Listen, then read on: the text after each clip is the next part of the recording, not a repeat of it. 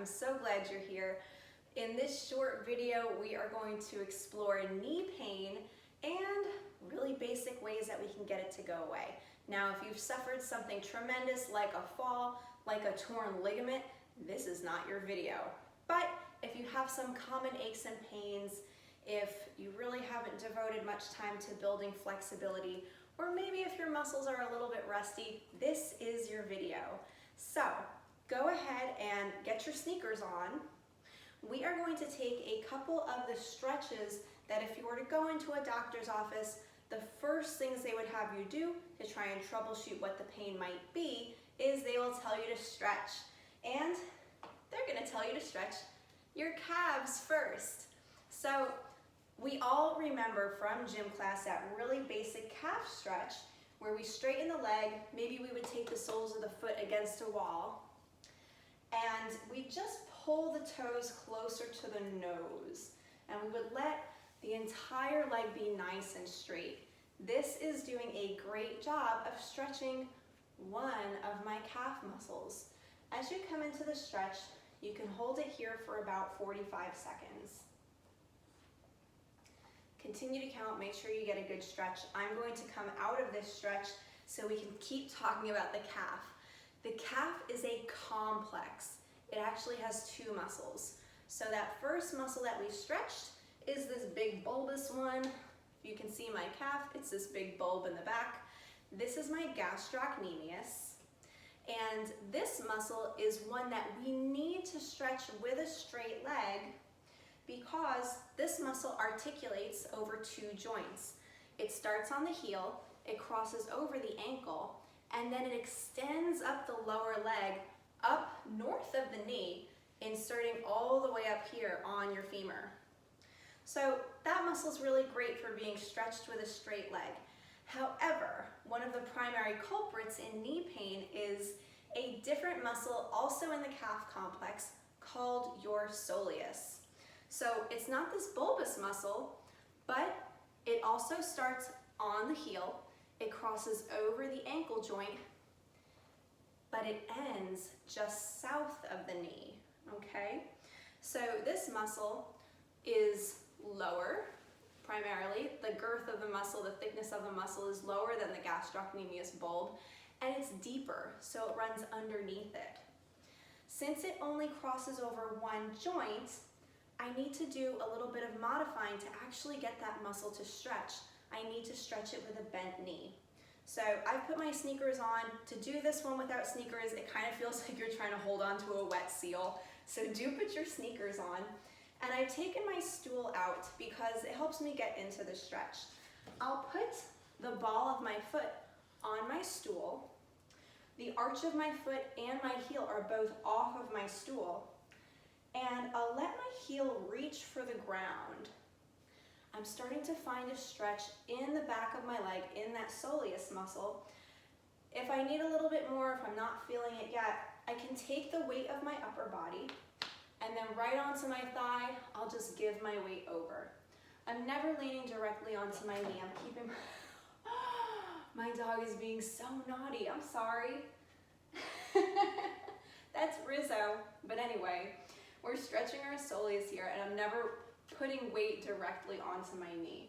So once I've held this for 45 seconds, I will back off and I'll start to stretch my hamstring next. This is the top back part of the leg.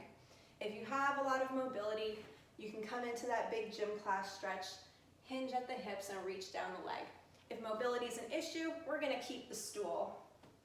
I'll take my leg out, I'll hinge at the hips, and I'll start to look for, I can't believe she's trying to get away with this. I'll start to look for that sensation in the top back part of the legs as I reach down my leg.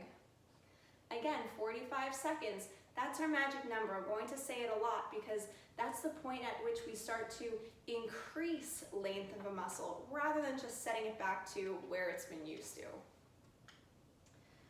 45 seconds, I'll come out of my stretch, and my next one is going to be a little bit different because now I want to stretch my quadricep. This is another muscle group. Our quadricep has 4 muscles. Whether or not you remember that, doesn't really matter. Oh, she found her toy. I was hiding it from her. If I have the mobility, I'll bend at the knee, I'll reach for my ankle, and I'll start to find my stretch here. The alternative, if you don't quite have the mobility yet, you can pull the strap off of your robe, loop it around the front of the ankle, and use that. Imagine I'm holding my robe straps here to give myself some stretch there. So those are the big stretches. Try on for size, especially the soleus. I'm not going to stretch my other side, but do make sure that you do it. And then I'm going to have a seat on my stool, and I'm going to work on repatterning my muscles. I want my quads to fire whenever I'm moving so that, well, they're the ones that are supposed to be moving. In order to protect my knee, I need to have strong quads. So, I want to retrain my quads. I'll turn on diagonal to you. So I'm going to take a movement called the quad extension or the leg extension. You've seen it at the gym, I'm sure, a million times. And I'm just going to straighten the leg out from the knee. As my leg straightens, I really want to go as straight as I can with my leg so that I get this bottom part of my muscle just north of my knee. The more I straighten my leg, the more I get it. I'll do 10 on each leg, or if you're feeling really strong, you can do 10 at the same time. Try that out.